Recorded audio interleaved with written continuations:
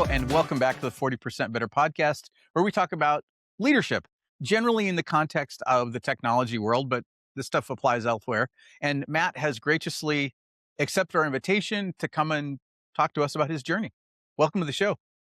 Thanks, Bill. Amazing to be here. Thank you. Thank you. So the first question we ask everyone, and really the only standard question, is like, what's your origin story? How did you get started doing leadership kinds of things? Yeah.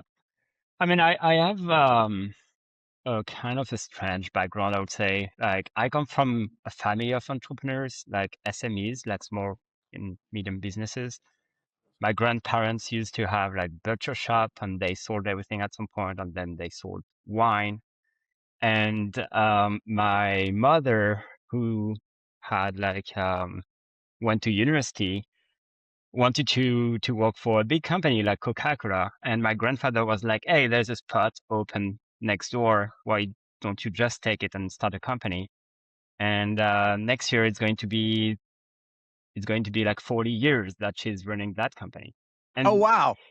like my brother started this company 3 years ago. And I think it's just like in the family of like entrepreneurship has been very important. And even when I was a teenager, I liked playing with computers and software engineering. I went to a business school. It was kind of like no question about that. And so fast forward, I created my e-commerce business while at school. I did that for a few years. And then when I joined, I actually sold it to my supplier. When I worked for my suppliers, that's where I started to be interested into software. So I had my day job. At night, I was like just studying software engineering, like Python. And then I basically specialized myself into data. So like Python, data science, data, wrangling, cleaning, pipelines, all of that. I was doing like classes on Udemy and Coursera, etc. And I think like what business or the business school taught me is like, it's good to have hard skills, but soft skills are so important. And those are things I kind of got maybe naturally, but also I understood from the beginning. And so even when I started my tech career at Shopify as like a data scientist, um, I always had this like product mindset. I quickly started to go through the manager path over there, and that's how I started my leadership journey of like, I was on track or I was going to be like a manager at Shopify. I ended up like just going to a startup after that, and I built the data team here at CoinList at first, and then became head of engineering, and now I'm their CTO for a year and a half. And it has been a long journey.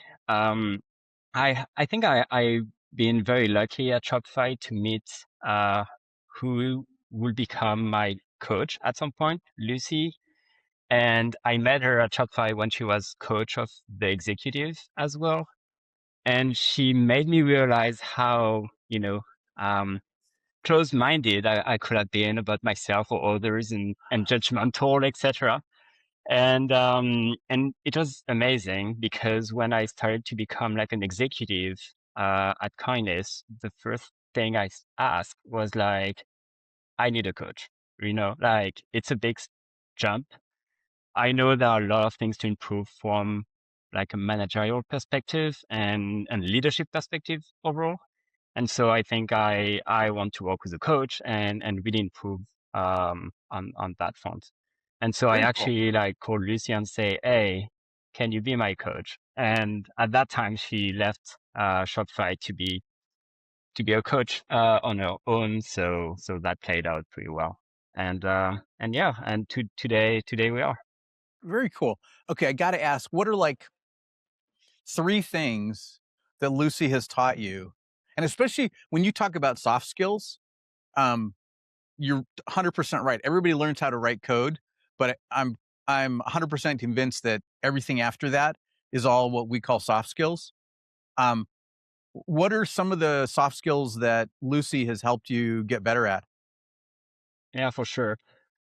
I mean, the first thing that was very insightful, it was just learning more about myself. Like we did like an Enneagram test, and I'm like the challenger, Type 9. And so there are a lot of things. Basically, I want to just solve every problems. And then at some point, she was like, "Hey, Matt, you need to choose your battles." That's one, as well as like focus on what you can control. Right? It's Yep. like you can be frustrated about the situation. Most of the time, it's like there are things you can control and things out of your control. So just focus on what you can control, right? And that has been a big one for sure. Um, Again, I can have a tendency of, you know, having blind spot about or assuming what others people think. And so it's like be open-minded. Instead of assuming that someone does not do something because of whatever reason, just try to understand what's happening over there. You don't know what's happening on other people's life. So, like don't assume, but instead like be open-minded and seek for answers. The other thing that was pretty interesting when she started to coach me at CoinList, she was like, we need to move from like maybe a top-down leadership to a collaborative leadership. In sense of like, not that I'm particularly top-down, but just in general across the board of how do you involve people that can go from the intern to your staff engineer, um, into, the product decisions or into some of the decisions so they feel empowered. And so they are going to also act on it because they want to, they believe it's like that part of the plan. And so this like collaborative leadership has been an interesting one as well. She brought on the table. I like that. Yeah, that's those are three really good ones. Um, yeah, what you can control versus what bothers you. I love that because there's only so many hours in the day, and there's only so many things you can work on. I 100% resonate with that. Um, eh, figuring out why people figuring out why people operate the way they do is a huge one. I'm a giant fan of being curious. I think it's uh God, some writer, I can't remember who it is. I'm totally spacing on the author of this, and I might damage this quote, but it's first seek to understand before you want to be understood. Hmm. And I've found that to be just ridiculously helpful in business to just go out and be massively curious. I agree. And yeah, and the collaborative thing, I, I think I think because I've never I've never felt like I was the smartest software developer in the room. Like I've just never had that experience, right? Just that there's always been other people that I'm like, they do this better than I do. How do I add net value to the business? Um, has made it really easy for me to ask other people what they, like, how do you think we solved it? Like, here is the problem. I can frame it. One of Yep. you geniuses come up with a solution for this, right? Um, and I think the benefit of that has always been they have ownership and they're more excited about doing the work when they have ownership. Um, and I want that, I mean, I want my people to be excited. So Yeah. yeah, I totally resonate with that. Like the quote I have is, "Don't be the smarter person at the table, like in the room, right?" And so if you're like in the room and you know everything, it's most likely you're in the wrong room kind of situation, right? exactly. And That's 100% it. and it's funny because when I started to coach or mentor managers in my company, sometimes they came to me and they were like, "Oh, I'm going to manage someone that is way more senior than me and way more technical this type of things, and maybe they're going to challenge my opinion." And I'm like, "But you don't have to be the most technical person to be a manager." It's actually, I Yes. think some studies show that the most technical people should not be managers as well, right? Like, Exactly. Yeah. and Yeah. so, and so there's definitely this, like, you can bring, like, every time what I was telling them, it was like, you can bring other things to the table. And also you should let them know that this is a partnership. It's like, you're not here to be bossy, and you're not Exactly. here to just tell them like, oh, you have to do A, B, C next week and other things the week after. Instead, you walk hand in hand, right? It's Right. like, you are like more technical than me on one thing. I have maybe more product sense, or I can close the gap with leadership more easily, or whatever you can bring on that table in that relationship, right? Yep. Yep. And therefore, we should work together. That's going to benefit you and me, right? And so that's what I was every time telling my managers that were in that situation, feeling this like imposter syndrome of like, I'm not the most technical person in the room, right? Yeah. Yeah. Yeah. And I think being able to tell them that is a huge win, because I I don't think engineers hear that often enough, Hmm. that there's other valuable things to bring to the table, um, that that are not just raw technical like figuring out what business problems we should be solving is really important, because otherwise you go code something that's not the right thing, you know? Yeah, And so, being able to have those conversations and figure out what do we need to do, which totally bleeds over into the product management world. And totally. I've bounced back and forth like throughout my career between those kinds of roles. Um, but that's kind of the game, right? Is to figure out how to make it work. And to your point a minute ago, there are definitely people who have amazing technical chops, and they just don't want to get into the squishy world of managing people. You Yeah, know, that's which and is that's fine. fine. Like I'm total like great. Self awareness is super valuable. Um, I would say it's and even mandatory. yeah, exactly. Yeah, yeah, yeah. It's a wonderful thing. That's super cool that you've got somebody that's bringing that. Um, with the teams that you have right now, how do you guys, um, what's the word I want?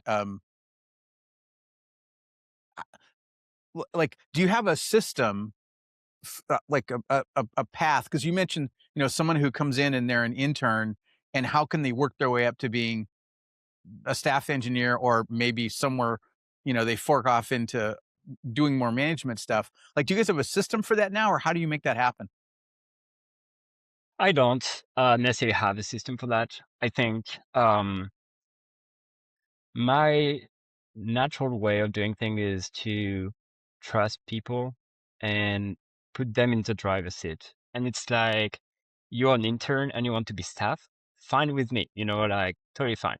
It's like, where are you, like, what are you missing? Is that technical skills or like project management or knowledge of about like the world? I don't know yet. I can help you figure that out. What I won't do is hold your hand to bring you there, right? It's like, I had people like in the past that were like, oh, I want to be staff. And then every 6 months when we like had good like round of feedbacks, they were like, oh, but like, I'm still not there or whatever. And I'm like, I'm not going to hold your hand. I'm here to support you. I'm here to give you the tools, right? But it's also up to you. Like, if you really want it, go for it. If you don't want it, or if you think you want it, but you are not willing to put the effort or anything, then again, I can't do it for you, right? And it's funny because like a few years ago, I even promoted someone like two titles in once, right? Like the person came like as like a software engineer and they become senior two, so like two levels above, like a year later. And I think one thing that is super important is people need to know that you are like fair with everyone, because then they understand your reasoning and they understand it's not like because you like someone more or anything like that. It's because they earned it. Right. And when I promoted that person two levels, I had to fight other exec like the CFO or the CEO at the time of like, I don't care. They perform there. They have to be there, you know? Yeah, yeah. And I do not necessarily have to fight the internal team because I think people were just trusting me, like my engineering team. Um, but again, I would have been ready to be like the person perform there, like you can be fast track if this is not an issue for me as neither. I think like it was kind of a relief for some engineers because some of them come from big companies where it's like, oh, you're on track, but you need to perform to the next level for at least 6 months. And then in 6 months, you have a change of management. And it's always like kind of a lot of like procedural and you have to fight for it for a very long time, even if sometimes you feel that you've been performing at that other level for a long time. It's like because you are not spotlight or because it's a big company, things have to be like you need to do that at least a year, or you need to do whatever for at least 6 months, or have a big project that is consumer facing, whatever the criteria are. And so yeah, my point is really like I maybe it works in a startup because I just empower people and put them in the driver's seat. Um, Most likely you need like a much bigger system or system at some point for bigger companies. I get that. But then I do have the feeling that it's more meritocratic, at least Mhm. at that scale, than it can be at like a big company where people talk a lot about like being political, like, being a good politician and stuff things, Right. which is funny because whenever that encapsulates, you need to be political, like, or whatever that means, right? If that means being good at soft skills and communication, then you need to be good at that. That's it, right? There's really this, what I explain sometimes to engineers is like, there is your impact and what other people perceive as your impact, right? And if they perceive like below your actual impact, then you do a bad job at communicating your impact. If you Yeah. oversell yourself, then I guess you do a great job at it. Maybe it's not amazing for the company or the manager, but that's another that's another discussion. But at least, you do a great job at that. And so I've seen definitely like engineers very technical, not understanding why people think they are not like overperforming, and they have to work on this quote unquote political skill, or like selling themselves, or being, able to prove that they have the impact they think they have, right? It's not like you can't take that for a given. And so, yeah. Yeah. No, it totally makes sense. And one of the things that I'm hearing you talk about is communication skill sets, right? Mhm. And I think like I fully get that part of the reason a big chunk of the reason that my career went the way it did was because I became very deliberate about communication skills because when I started in tech, I had really bad social anxiety. And I recognized that that was a career stopper.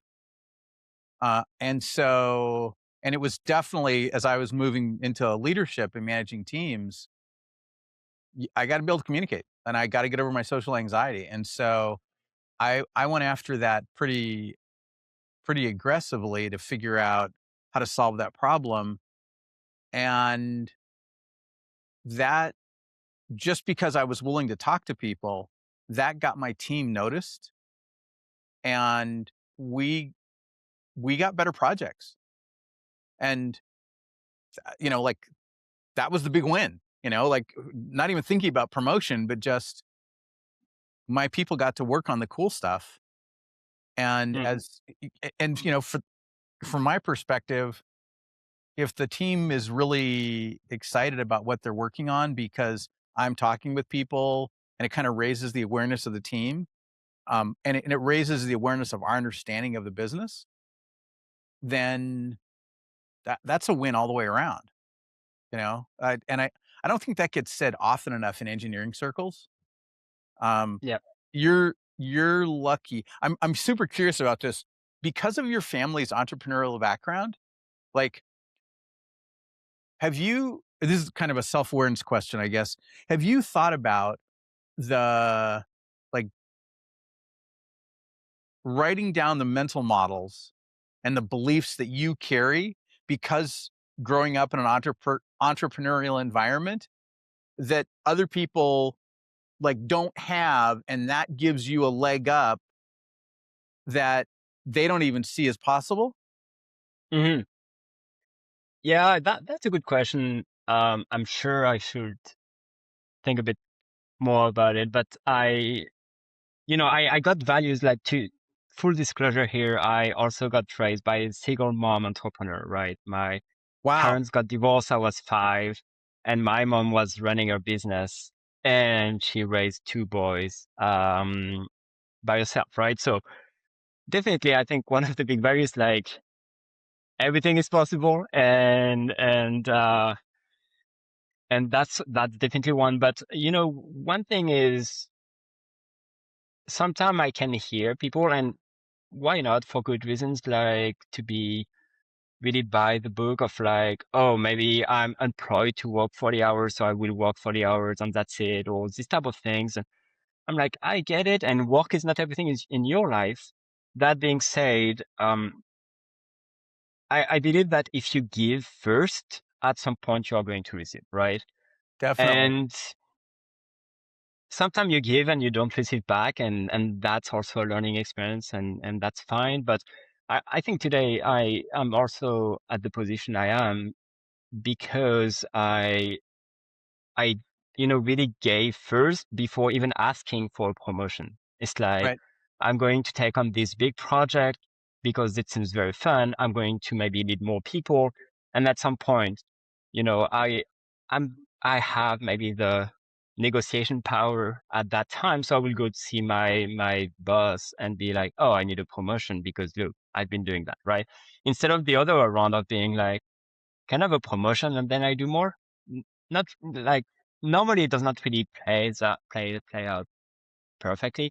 I can hear people saying that, oh, but if you do the job, you should get the salary and the title right away, stuff things. I get that. And maybe sometimes companies like play with that as well. It's like you should do the job for 6 months or 1 year before getting a promotion.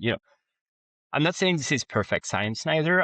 But I think it's also kind of like this mentality of like give first, and at some point this will pay back, right?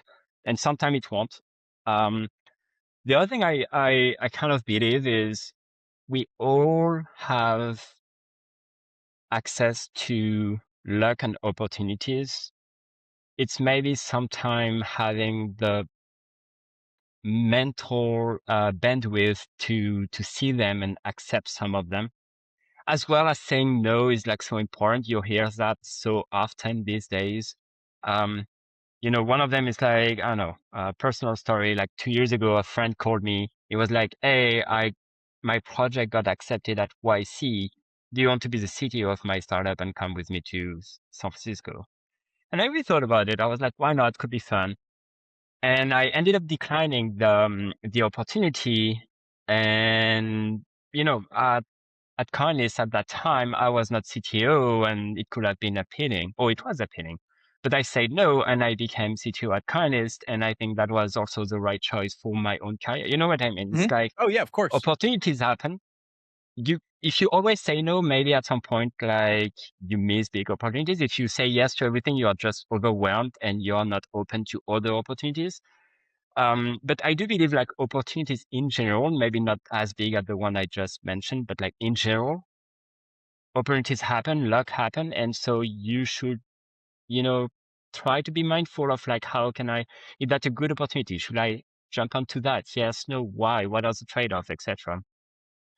I think the last thing is, if you look at my curriculum, I often work at companies for like 4 or 5 years minimum.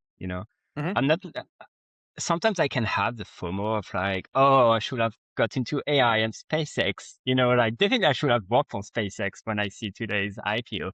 But at the same time, um, I think if you jump every year or every 2 years, where it's sometime in the culture of Silicon Valley, right?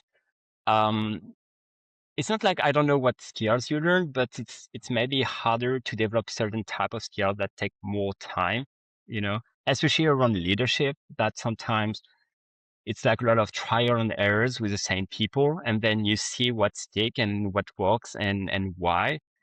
And so I think like sometimes just being like, you know what, I'm going to stay a bit more at that company because I can learn this type of skills or I can keep improving on that thing. Those are things that are going to play out maybe in 5 years, or who knows when. And so it's kind of like you are in a marathon. You are like playing a long game, right? And so yeah, there is FOMO for everyone. But if you always optimize just for the short term, your long game is going to be, like not poor, but you no. If you always sprint, your marathon is going to be very hard, right? You're not going very far. Yeah, And I think you should see that really as a marathon. It's like it's a long game. So be mindful of that for yeah, sure.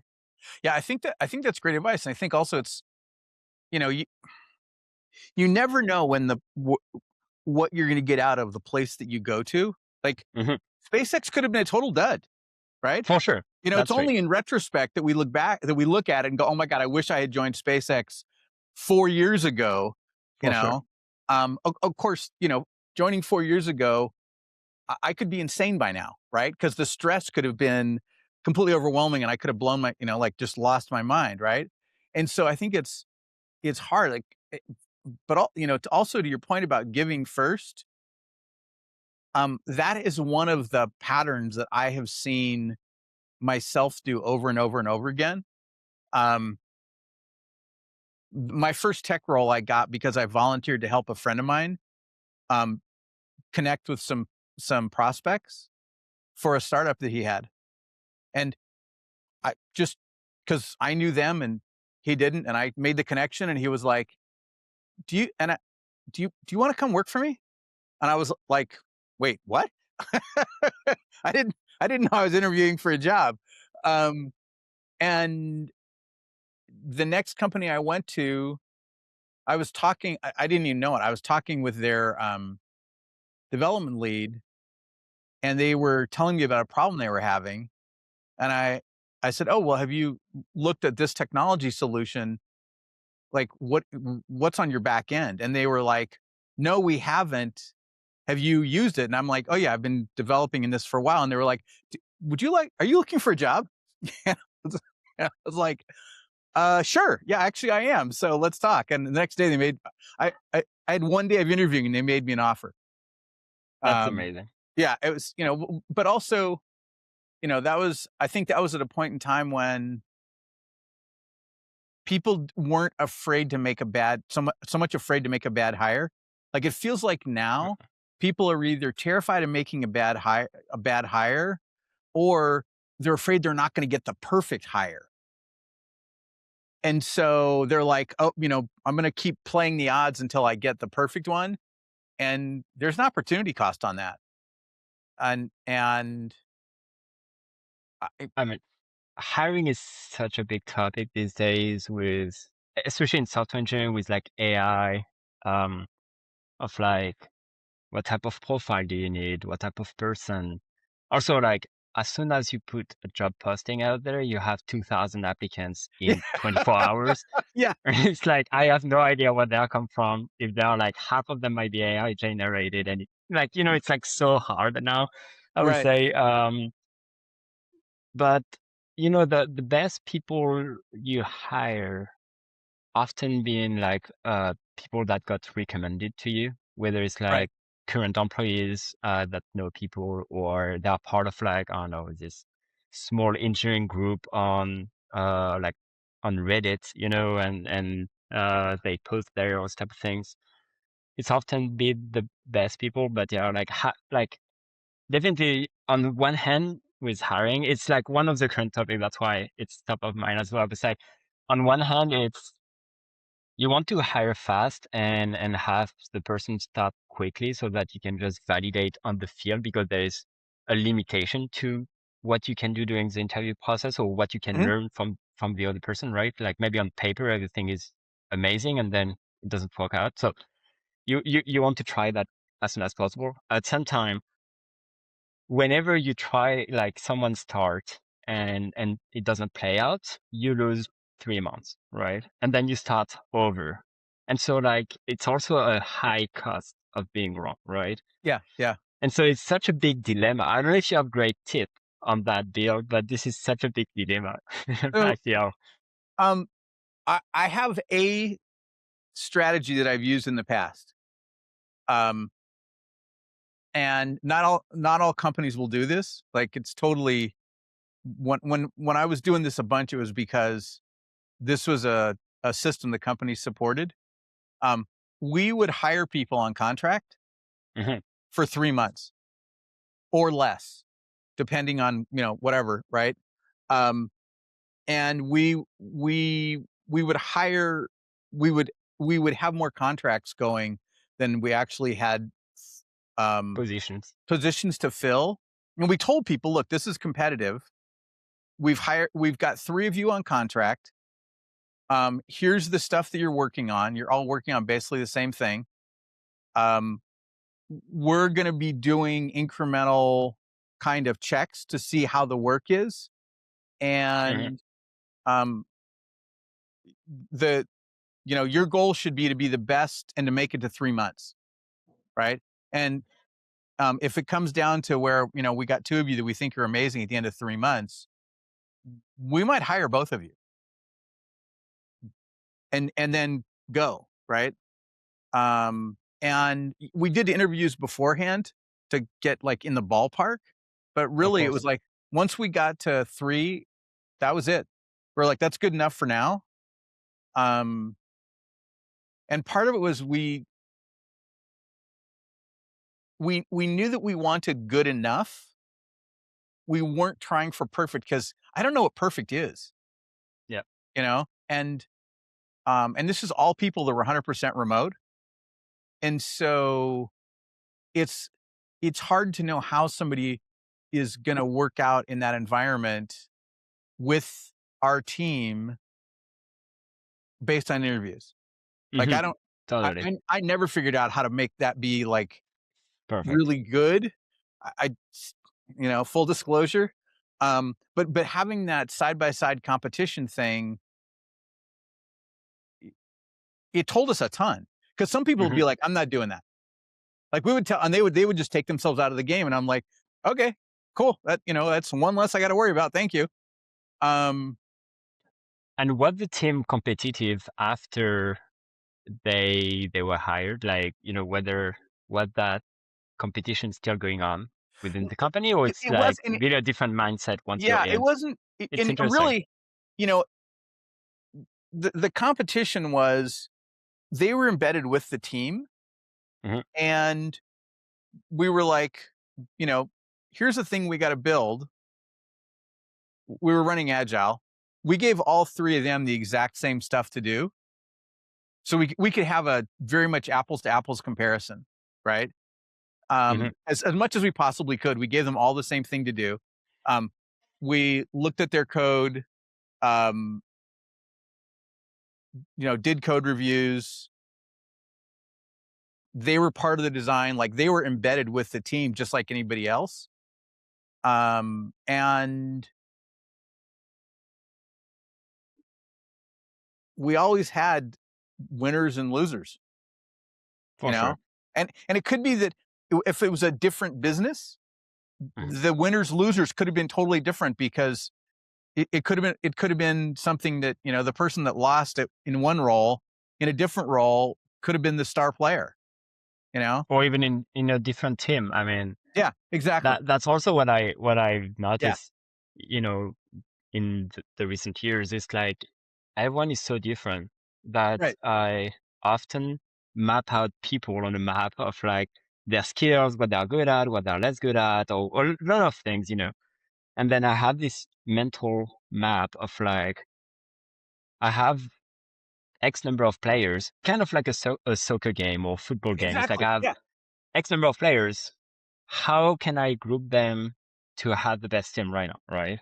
Yep, Maybe you can exactly. hire, maybe you have low performers, that's one thing, but like uh, in the end, you have a group of players, right? Right. And so who should work together on what so that you get out of the most of the group, right? Yeah, And yeah, so it's really like sometimes you hire someone, and it happened to me. It's like, you're great. I mean, you did nothing wrong. It does not work out with that team or with the exact current needs. You know what I mean? yeah, yeah. It's not like you have to change everything about yourself. Like, I wish you good luck. I'm happy to help you find a new job. I have nothing against you. It's like, this does not work out right now. Either Right. because the stage of the company we're in is not the best fit for you, or that specific team, or, the projects in short, but this does not work out as we wish, right? Yeah, And I mean, that's where like all the human relationship is important, right? It's like you deal with a group.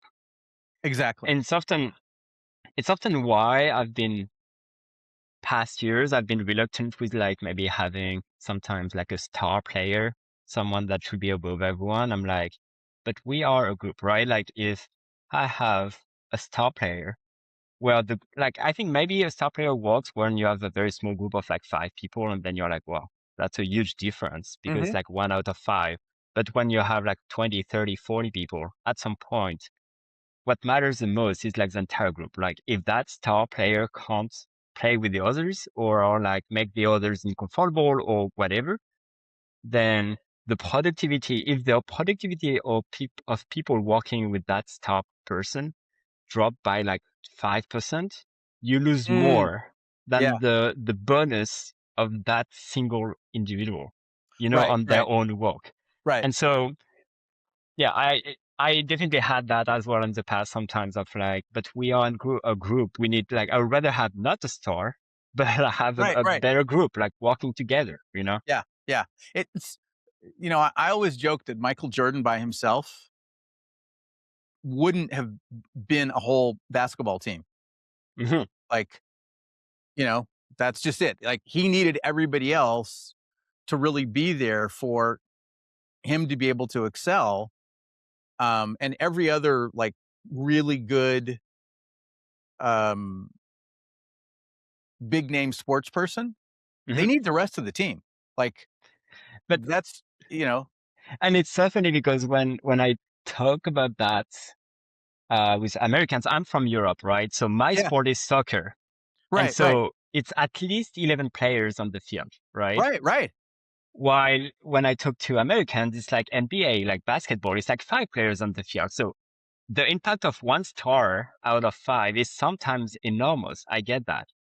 While in soccer, the impact of one star among 11 players is diminished, if the group doesn't play together. And so it's funny because when sometimes I had this conversation, some Americans are like, no, look at this person in basketball or that person. I'm like, yes, but in our company, like at some point we have 35 engineers who are not playing basketball anymore. You know what I mean? It's like we are too Right, big. right, It's like a different game as well, right? right, right. Yeah, And I still agree with you. Like, even in basketball, you can't just be 5 by yourself.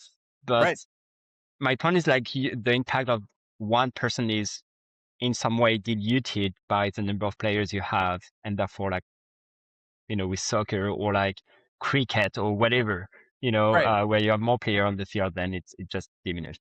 Yeah, yeah. It's um have you followed Formula 1 at all? Not really. I Oh, should, okay. Yeah. It's I off and on for a lot of years, and it's always interesting to me that you'll have a driver, and that's the thing people pay attention to, right? It's, for this sure. driver, right? And depending on what team they're on, either they're okay, they're a back marker, or they're amazing.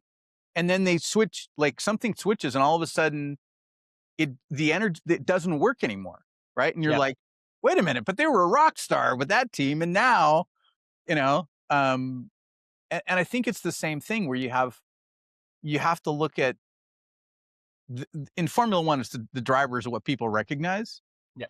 but really, it's like, that's the whole team. It's the mechanics, it's the guy that's designing the aerodynamics, it's the fuel chemistry guy, you know.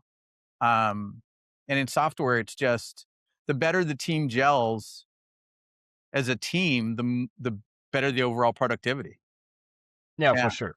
yeah, and I think that's a And critical. Yeah, and like everyone, however technical you are, you should be open-minded for critics and be okay with someone else pushing code, and even if it's not perfect. Like I think at some point it's like, as someone, let's say if you're like a staff engineer, you should also like think about how can you help others be more productive or push higher quality code than trying to just do things your way of like, I push things my way, and if it does not meet my quality bar, we don't move on. But then it's kind of like blocking everyone from progressing as well, right? And so it's like, how do you onboard people instead, right? Right, And right, yeah, and yeah, like it's definitely it's definitely past experience as well. So I really tell people like, we are a group, we are a team. It's not like just one person. right. Yeah, yeah, yeah. And it kind of, it goes back to how good are your communication skills, and For and how sure. and uh, how do you build an environment where psychological safety is actually a thing, and we're deliberate and proactive about making that happen. To really, for me, it's like to get the shyest people in the group to be as comfortable contributing as the most extroverted people in the group. That to because I I my experience has been that the people that are super shy are also ridiculously smart, but they don't speak up as much, and Yeah. so they can they can be overshadowed. And every team that I've ever had where I went after getting the shy people to speak up had a profound impact on our productivity, and on the quality of our designs and everything. Yeah. So yeah, it's And it's huge. definitely your role as a leader to identify, like all the individuals you work with, to know them and know how you leverage everyone Yeah, to that max, right? yeah. And and sometimes, I'm an extrovert, so sometimes I can speak a bit too much, and I have to remind myself like, Matt, shut up. Just like take a break, just pause. It's fine. You don't have to prove to others that you know something or whatever. They know that, so it's fine. Just like say nothing, just listen, be curious. And I still have to remind myself of that, so I get that. It's a process. It You're is. Yeah, It's a journey. yeah, it's a journey, and it's that's part of the marathon, right? Is you're retraining yourself as you're moving along, and as the context changes, how do we adapt with the context? Yeah, Hmm. yeah, it's critically Very good. important. Yeah. This has been super awesome. I really appreciate your insights. Um, I would love to, at some point in time, like, can I give you some homework? Sure, sure. Tell me. Um, I would really like. I'm super curious about the your beliefs and mental models because of your mom's entrepreneurial journey. Like how you see that versus other people around you. Um, because one of the things that I've found is that in my travels, my beliefs and mental models have have been the difference between my teams doing stuff and other teams saying, "Oh, it's impossible. You can't do that." And just because I was willing to, because I was thinking from your point earlier, like you can figure anything out, right? That's one of my ways that I see things, and so maybe it's going to be hard to figure it out, but it's not impossible. Yeah. And I had peers who would be like, "Yeah, you can't. I don't have an answer. It's impossible." And I'd be like, "Okay, well, we're gonna go see what we can figure out," and we would solve the problem. Yeah. And I think being able to deliberately talk about those mental models is a real game changer. So I'm really curious to hear yours. Not right So this minute. yeah, sounds great. Well, I need to do my yeah, homework. yeah, because homework is like I want to do another episode where we actually talk about that. Sounds great. We I, can do that. yeah, Uh, I think that'd be really insightful for people Sounds because I great. don't think back to you're talking about self awareness earlier. I don't think most people stop to think through their beliefs versus anybody else's Hmm. in terms of the success they want to achieve. Totally. And and and I think having deliberate conversations about that takes it out of the mystery space into the, oh, wait a minute, what the heck am I doing to myself? How am I hampering myself from achieving? And what can I do different? So Yeah, yeah, totally. And you know, I feel sometimes there are like multiple versions of the truth, right? It's like yeah. how you see things from your own eyes versus someone else Hmm. is going to be interpreted differently, right? Right, right. Like and it definitely comes from your belief, your mental model, and all of that's like your version of interpreting events is simply different. And it definitely sometimes that's why sometimes I was like, oh, in the past I could be very judgmental and stuff thing. It's like because I thought people were thinking like me. I was like, what do you mean you don't want this or that? I was like, I don't get it, right? And sometimes, yeah, and it's now that I'm aware of that, I'm like, okay, wait a minute, Matt, chill down. Maybe they see things differently, right? So let's take Exactly. a step back and try to understand how they feel about that or interpret that set of events. Yeah. So Yeah. yeah, for sure. I Cool. put some notes. I will work on that for Okay, you thank there. you. I appreciate it. um, I don't think I've ever given anybody homework before on the podcast, so this is a I love first. that. Thank you for playing along. I totally appreciate it. Yeah, this has been excellent. Is there anything leadership related um, that you can think of that I haven't asked you about? I mean, I'm pretty sure though. I'm going to shut down my computer and there will be a ton of topics. But Oh, perfect. Okay, next episode you can answer that but question. Then, yeah. yeah, for sure. One big one book that I remembered and read like almost 10 years ago is called Make Time, and it had a profound impact on me. I don't know if you read that book. It's What like is from it? What is it two called? Make Time. It's like from two former Google employees. Um, and I think it's from like Jake and John. So anyway, and what I really there are things from that book that I still do. It's like how do you make the most out of your time, right? And some of that is, for example, every morning I can write a bunch of things that I have in my head, like kind of my to-do list. But then I will write at the top, what is the goal of today? Right. What is my unique goal? I can only have one. It's like doing that thing or doing something else. I don't care. If I end my day not doing that, I failed. That's it. Right. And those are like some of the tips I also give to mostly like even more like to junior people of like you have like so little hours every day, right? Like you need to Right, right, focus on what matters, right? And it's like how do you use your time efficiently, right? You don't have to work 20 hours a day. I mean, you can, but I don't know for how long. But yeah, instead, if you work 10 hours a day, but you are highly efficient, that's already going massive compared to. I also believe that at some point, your brain is not efficient for 10 hours a day anyway. You can't be like right, deeply right. focused. So, there's also this thing of like you need to be aware, like awareness again, like you need to know about yourself, like when do you feel tired and you should just stop, Right, or right. you should just read emails because whatever, those are emails, instead Yeah. of like focusing on that big project.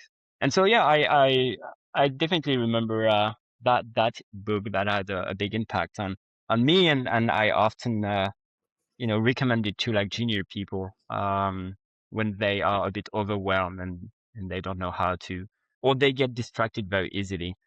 Right. Even more with like this age of AI, of like you ask AI and you wait 5 minutes and you don't know what to do, so you go on TikTok, right? Like I find AIs to be very hard to deal with sometimes, because then there's like a period where my brain does not know what to do, and this stress me out, right? I have to wait for an answer.